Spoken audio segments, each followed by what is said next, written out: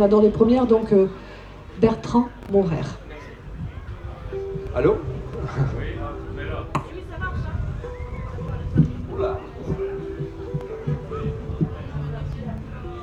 Oui, alors bonjour, bonsoir, bon après-midi. Comme je viens de vous le dire, j'ai jamais fait ce genre de choses.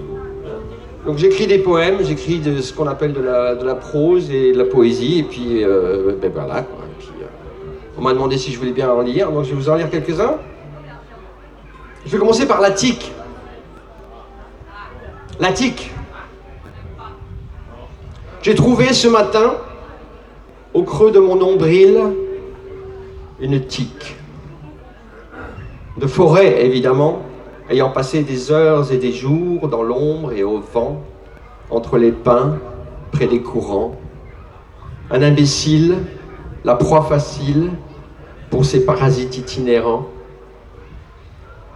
Elle était belle, toute ronde, gorgée de mon sang, amante à mon insu, qui avait goûté de mes bontés. Elle m'avait piqué, mais pourtant je l'ai gardée ronde. Elle est gelée près des glaçons, dans mon frigo. Petite tête d'épingle, nue, mon sang gelé dans ce cadavre froid. Ce matin, j'ai congelé ma tique. Et vous, qu'avez-vous fait d'héroïque ?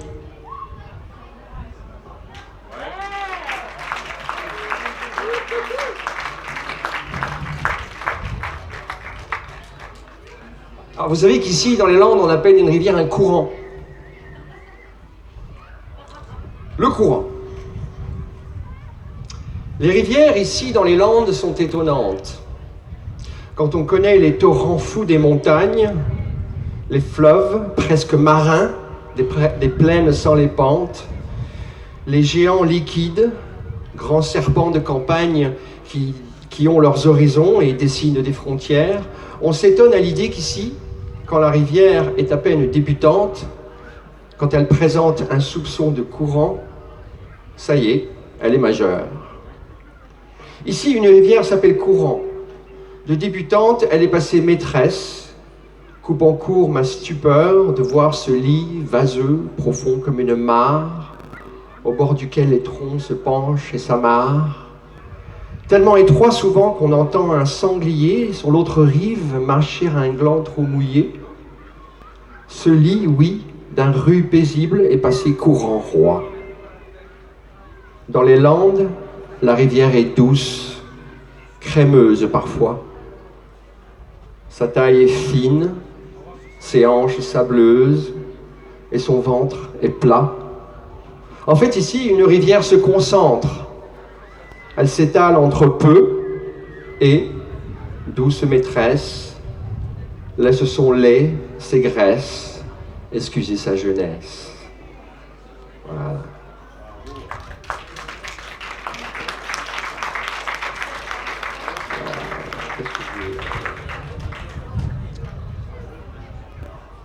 Ensuite, elle est un peu plus complexe. Ça s'appelle « Où fonge et grouille ». Où fonge et grouille, vous comprendrez. La souche est morte depuis longtemps. Son tronc, ce qu'il m'en reste, m'arrive au menton. Les bouquets de fougères, en corail, roux, orange et pourpre funeste, sont son lit mortuaire. Elle a bien donné. Autour de moi, fière, ses rejetons sont 40, et leurs racines, bien vivantes, semblent digérer leur mère. Alors oui, elle a bien donné. Je sais pourtant qu'invisibles à mes yeux, mouille et rouille sont au cœur de l'ancêtre. Elles ouvrent des brèches à la fonge et la grouille, étrange mélasse qui se partage sa carcasse. Hier, l'arbre vivait sa nature. Aujourd'hui, souche ancêtre, il vit encore. Un creuset d'étincelles, de vie, de mort, qui pousse et mousse au bouillon d'aventure. Dame Nature fait bien les choses. La souche est morte depuis longtemps, oui, mais l'ancêtre se métamorphose. Elle continue à donner, comme si sa mort la comblait. Son lit corail de fougère n'est plus mortuaire, c'est l'assise, au contraire, de bataille où fonge et grouille s'opposent. C'est Dame Nature qui explose. Voilà. Alors quelque chose d'un peu plus politique. Ça s'appelle Gilles et Jaune.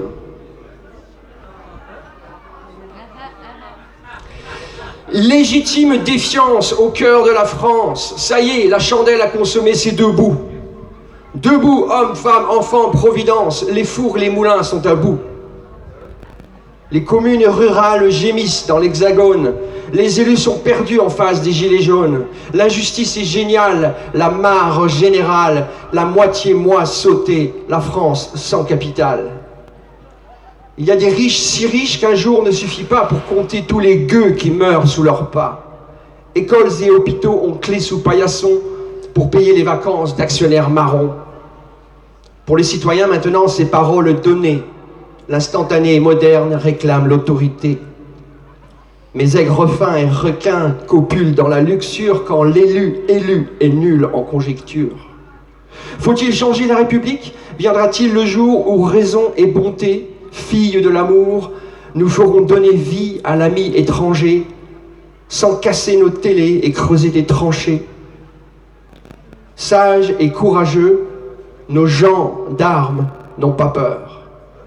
Les casseurs, des boutons purulents sur certains taggeurs. Et les mères et leurs sœurs vont s'en occuper tant que l'homme et ses frères aimeront leur goûter. La France gronde, ses canines se troussent, certains nantis commencent à avoir la frousse. Est-ce enfin le début du temps du changement? On connaît pourtant les règles depuis longtemps. Marcher plus à pied, choyer poste et boulanger, donner du temps plus que de l'argent, nettoyer, ne jamais jeter, partager le confort, ralentir notre marche vers notre mort.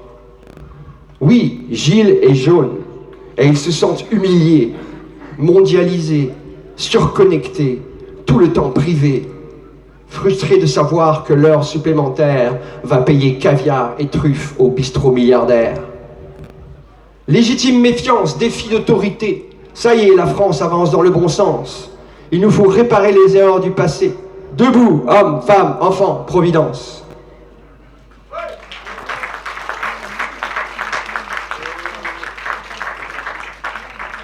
Bon, qu'est-ce que je peux corriger? Ah, c'est difficile, là, c'est difficile. Je choisis ce que je peux pas dire.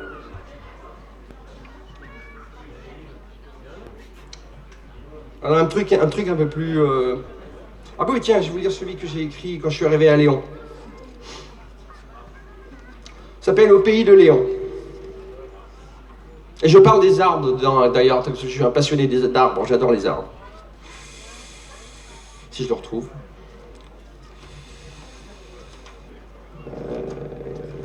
Voilà. Je l'ai écrit le 4 décembre l'année dernière. Au pays de Léon. Au pays de Léon, à la morte saison, tout petit, ébahi, je respire et j'écris. Les arbres y sont légion, à tous les horizons, et je leur chante mes louanges, moi le sans-abri. Les chênes, certains feuillus, certains déjà tout nus, sont forts, et ils se moquent du solitaire des rimes, ce grand bois vert, parfait, même à son plus chenu. L'aulne, buveur amoureux du reflet de sa cime. L'hiver vient doux pour lui. Il étend, borde l'étang, sa ramure verte et sûre, décorée de lichen, et protège les touradons, gros moutons frisottant aux grandes herbes, ou à l'osmonde, la fougère doyenne.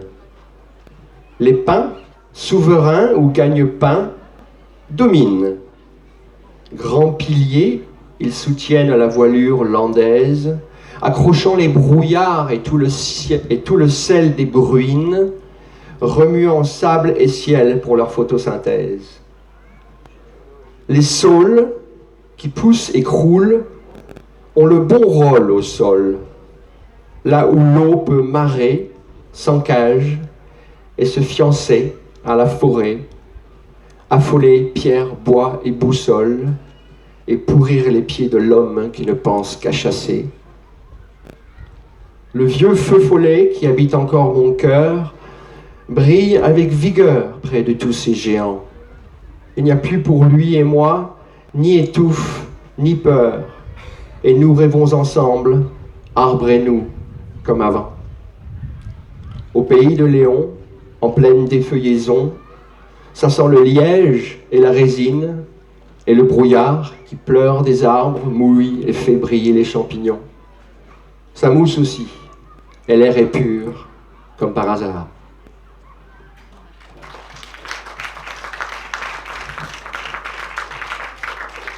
Allez, un dernier avant de partir, parce que c'est trop stressant. Celui-là, il est un peu plus lyrique, un peu plus fou. Il s'appelle Boîte de nuit. Dieu, mes frères, déesses, mes sœurs, pardonnez-moi. Je vous en conjure, j'ai péché en clairvoyance.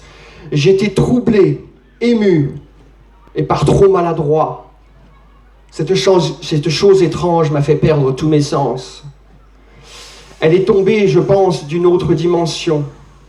Et sa couleur, si sombre, brillait comme l'éruption de ces trous noirs dans notre histoire profonde. C'était une boîte, un cube, dont l'aura était ronde. Et je sentais, je voulais, des merveilles nouvelles qui sortiraient peut-être de l'extra-naturel. Oui, je l'ai ouverte, mais il n'y eut aucun bruit. Notre soleil, d'un coup, s'est vu face à la nuit et dut partager son ciel avec d'autres étoiles. J'ai vu aussi, j'en ai peur, au zénith sidéral, une bouffée glaciale envahissant les cieux. Si j'avais su, maintenant le soleil est furieux. Que pouvons-nous faire? Tout est vaste et sans fond, et notre astre divin a perdu la raison. Ô mes dieux, qu'ai-je fait? Boîte de Pandore, la nuit noire est sur nous, la fatigue nous endort. Et nous allons rêver maintenant, sombrer dans le sommeil, et souffrir chaque jour la déchirure du réveil. Ô mes dieux, qu'ai-je fait? Boîte de Pandore.